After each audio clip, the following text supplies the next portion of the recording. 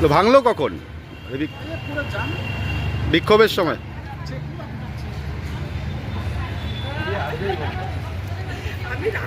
তাহলে কি বলবেন, এই যে বিক্ষোভ হলো বাম এবং বিজেপির, তারপরে গেট ভাঙচুরও দেখা যাচ্ছে? জলের ব্যাপারটা সবাই জানে যে সিকিমে যখনই বিপর্যয় ঘটে তখনই শিলিগুড়িতে, যেহেতু পাহাড়ি নদীর উপরেই জলের ব্যাপারটা নির্ভর করে, তা শিলিগুড়িতে সাধারণ মানুষের জলের সমস্যা সেটাকে সামনে রেখে ওরা রাজনীতি করতে যাচ্ছে। তারই ফলস, ওরা তো কোনো কিছু গড়তে পারে না, ভাঙতে পারে, সেটা আরেকবার প্রমাণ করে দেবে।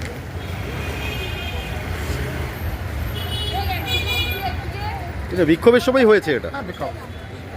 পুলিশ তো ছিল তখন? পুলিশ ছিল সামনে, আর দুটো পার্টি ছিল না, বামফ্রন্ট আর বিজেপি। আচ্ছা। পুরা পেটাচ্ছে, কার হাতে ভাঙছে কার হাতে।